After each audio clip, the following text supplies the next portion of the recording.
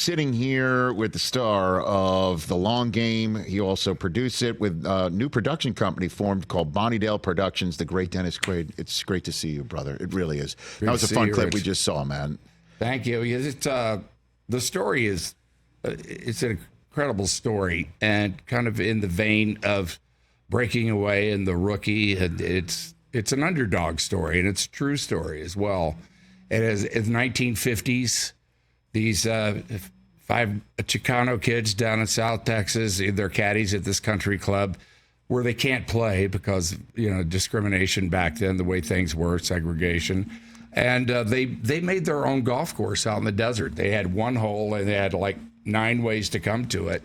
And they formed a golf team at their high school and had a lot of trouble playing. Getting into the tournaments, but they won the state championship the very first year that they played. And a couple of the guys are still around. They came to the set, which was really cool. How cool is that? It's a little bit like the Lee Trevino story, in fact. And I talked to Lee, in fact, to send him a copy of the movie to see it and waiting to hear back what he thinks. That's pretty cool. Yeah. That's outstanding. It was based on a book called Mustang Miracle, right? Is that what it's based on? Yeah. So it's a true story, essentially. It's a true story.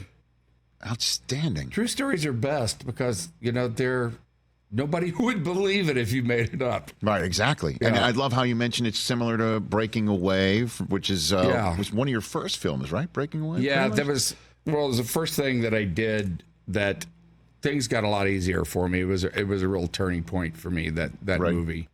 And The Rookie was as well, because, The Rookie was about second chances. And that was kind of a second chance for me, too, I think, that movie. Right. And again, this movie is in theaters near you nationwide. Cheech Marin in it as well. Cheech Marin is in it. He plays the picking up the range ball guy with a cage around his head.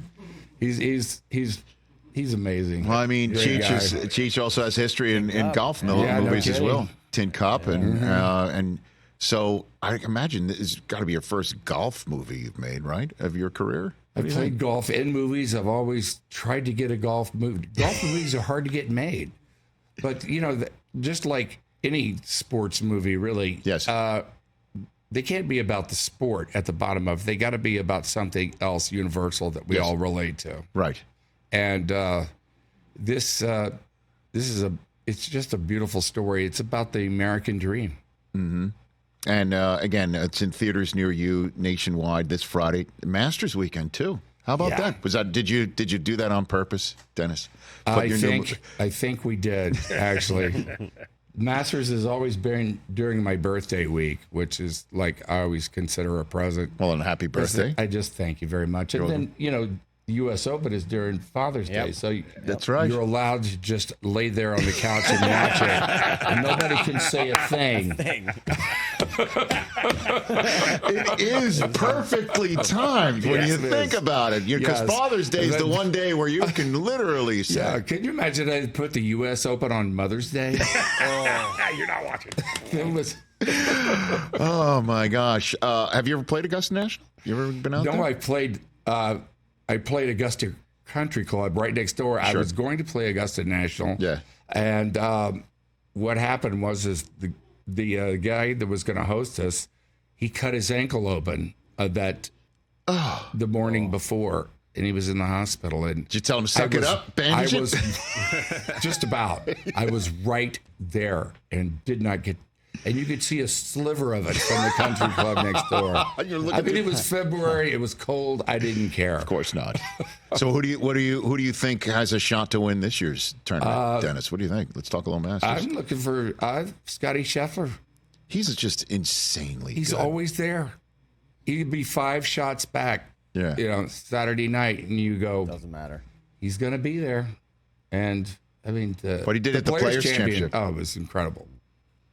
Especially he brings a lot of excitement. Which one was it? Was it? I think it was on the Island hole, right? And NBC showed the shot because they were doing the broadcast. Showed the shot that he had not 3-putted in something like 3 months or something insane like that. I forgot what the stat was. Yeah. But they showed it just as he's lining up his birdie putt from 48 feet. because he was just playing it smart. Just get Yeah. it on Hit the middle green. and then right. just go two let putt it and get trickle out. down there. And But if he didn't two putt, Yeah. he would have fallen back into a tie for the lead. right. And he put it within 2 He inches of the just cup. does it.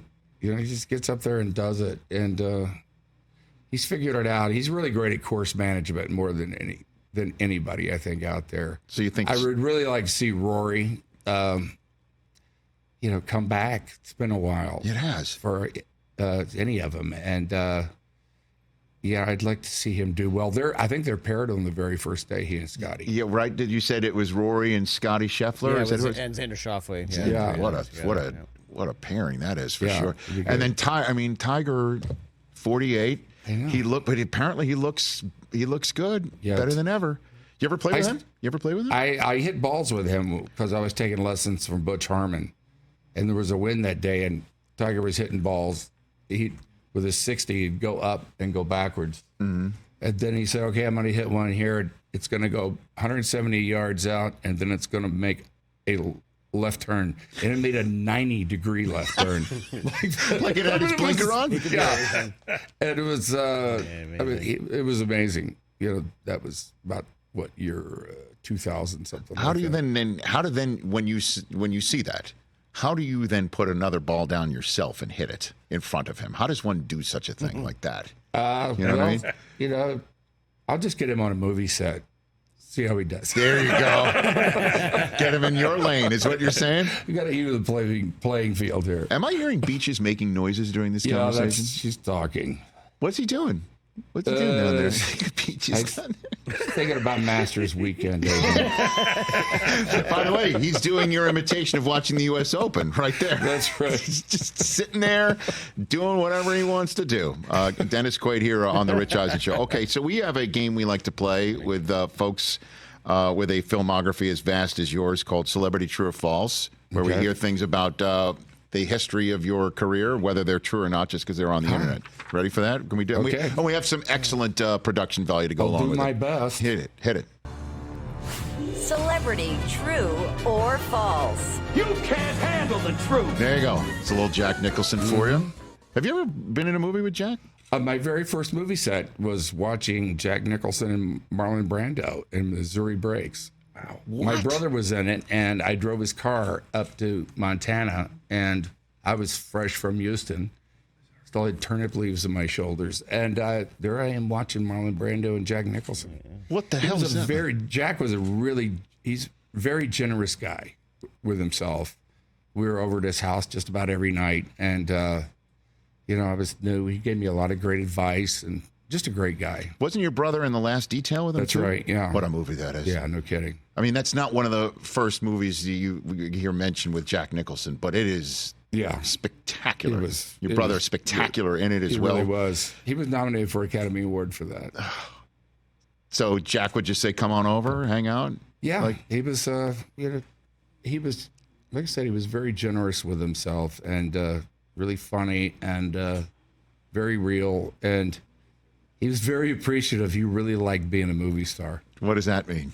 Well, everything that went with it. The trailer, just being on the set. He loved making movies. You could just feel his enthusiasm for his profession.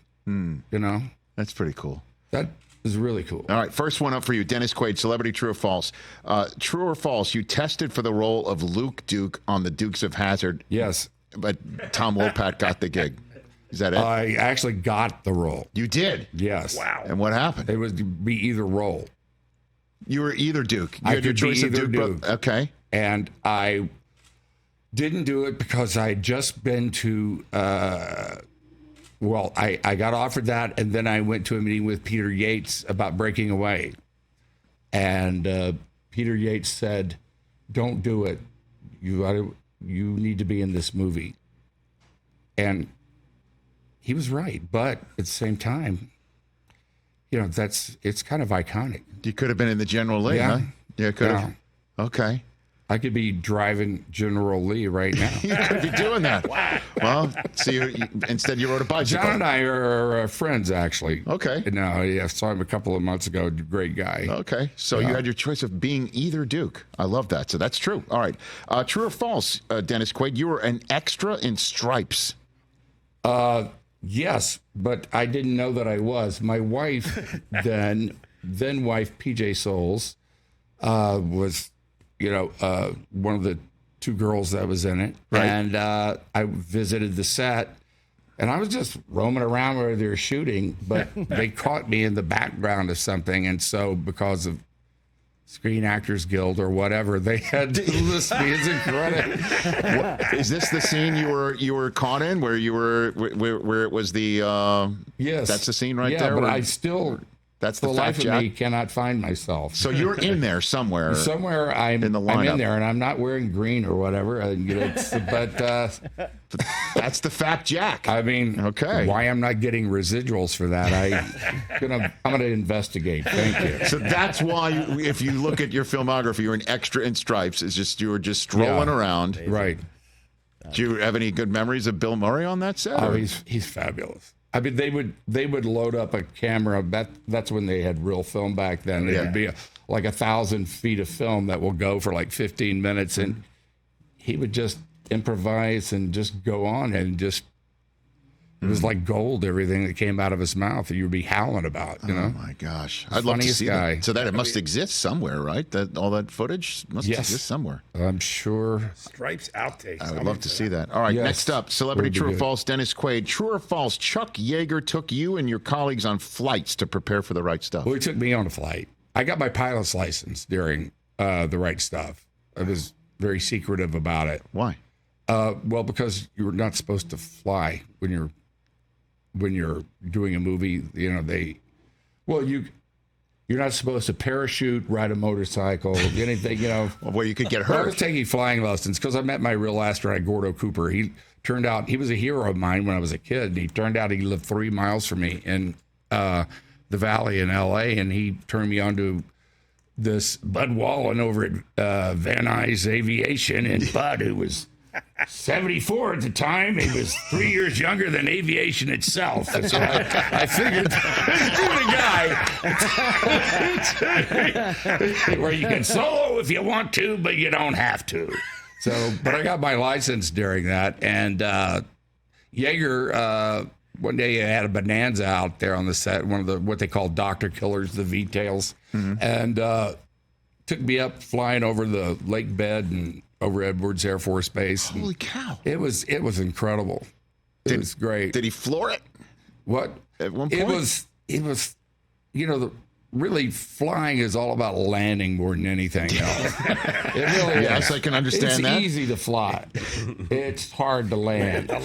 And it was just, he just loved it. He was checked out, I think at that time, in 192 separate aircraft. And I mean, people are really good at experience. Maybe they have 5 or 6, 192.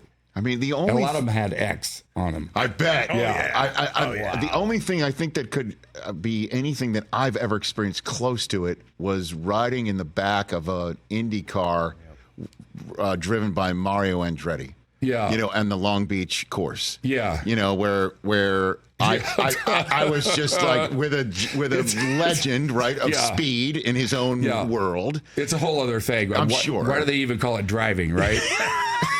I couldn't imagine how we something got else. so close to the walls, Yeah. and I was on a GoPro, so I just don't look scared. That's all I wanted to make sure is I didn't Yeah. look scared. But I can only imagine climbing into a cockpit, right, with Chuck Yeager. Well, that was a bonanza. I did go on a practice with the Blue Angels down in El Centro, where they train and stuff, and that was really something, because you get the whole formation there, and they go through the whole flight with their eyes closed, talking it through, and then you go up and you're pulling 8 Gs. And they're 18 inches off each other's wings. Oh my God! Doing 500 miles per hour, and sometimes they call it rubbing when they touch. And so that was a blast. And it was worth the throw up. It really was. I was going to ask if you did lose it. I did. Yeah. They, no shame for in some that. reason, did not give me a G suit. G suit, it squeezes down and keeps the blood, in your head. Sure. And I would black out every once in a while. I bet. Dennis Quaid, Celebrity True or False. Next up, your character in Any Given Sunday, Cap Rooney. His house is really Dan Marino's house. Yes, it was. Yeah, it was Dan Marino's. So when I'm watching Any Given Sunday in your house, that's really Dan Marino's house. Dan Marino's house. I mean, his trophy room was. Wow. I mean, you can't art decorate that thing. So that really was one of a kind. Those were Dan Marino's trophies? Those are all Dan Marino's things. Yeah. Huh. He was nice enough to. That's cool. Was Dan there? Yeah, he came to the set. Yeah. Did you pick up anything from Marino? What do you think? I took a football. I should hold on a minute. I should have been a little bit more detailed. Let me rephrase. Did you get any tips on quarterbacking from Dan Marino? Dennis Quaid. He's like, wait a minute. What happened to that game ball from the AFC Championship I game? think somebody said something about I couldn't throw a cat out of a window, but all right. Nice. So that really is his house. Yes, it was. So how did that happen? Is he just like tight with Oliver Stone or something? Yeah, I guess so. Oliver had a way. Can we use your house, Dan? Oliver did such an incredible. In my opinion, that is the best football movie ever done. Why do you think? Because you can feel it. Mm-hmm. It's visceral. You can feel the hits and the stories behind it feel real. The NFL pulled their endorsement of it, which kind of at the time spoke that it was pretty real. And because it was kind of a behind the scenes look, but you could, and Oliver with, his reputation and stuff, I thought somebody was really going to get hurt on this thing because he's going to just go all out, which we did, but nobody got hurt. So you were you're really playing? Is that what you're saying? When you were going all out? What do you mean? Yeah, we were all like out there playing, and half of the actors were professional football players. Well, Jim Brown, right? Or Lawrence Taylor? Yeah, T.O.'s in that Well, movie. what I remember is Oliver didn't show up to the set till about like 10:30, 11 o'clock. He'd have like a 7 o'clock call, but he would show up, somewhere around noon sometimes. He's Oliver Stone. And so Jimmy Woods, myself, Lawrence Taylor, and Jim Brown would be over at Doral every morning at sunup, and we played a grudge match for about 3 months straight. It was blast. So would you just different pair ups? Yeah, we played same foursome, different pair ups. No, it was always we were playing singly all the time. Okay, yeah, that's what we played. And who was the best player? You? Oh, I was for sure. Okay. I think I had the lowest handicap. Lawrence Taylor was really good. Okay. He actually had a lower handicap than I was. He wore 2 gloves, and he would play in flip flops and beach shorts. And Jim Brown was he was a solid player, and he and I had a real grudge match. And to have, the best defensive player ever and the best offensive player ever, and they're out there. You did not want to get into an argument with Jim Brown because he would take it. I bet. To the limit. I can't imagine one of the greatest individuals to ever grace this earth, Jim Brown. I have so many great stories about Jim Brown that I'm fortunate to have been around him and to have met him, and one of my favorite stories I'll tell you that I picked up one of my first days I was on the job for NFL Network. I asked Merlin Olsen, the great Merlin Olsen of the fearsome foursome of the LA Rams defensive line, the hardest he ever hit somebody, and he said it was Jim Brown. That they were talking of when the Browns were coming into the Coliseum, that Jim Brown was never got a good lick on him. And they were talking Deacon and Merlin and, Rosie Greer. They were all talking all week long. Right. They're going to, whoever gets the hit on Jim Brown, you're going to be lucky. And one of the first snaps, Brown comes around the end, and Merlin Olsen's got him clear. And he lays into him, and he said, I have visions. I'm going to get up and see Jim's eyes rolling in the back of his head. And Merlin got up and watched Jim go 70 more yards for the touchdown. It's one of the greatest stories I've ever heard. That was the way he would make you pay, man. It'd be like, I've seen the film. It's like 7 guys hanging off this him, and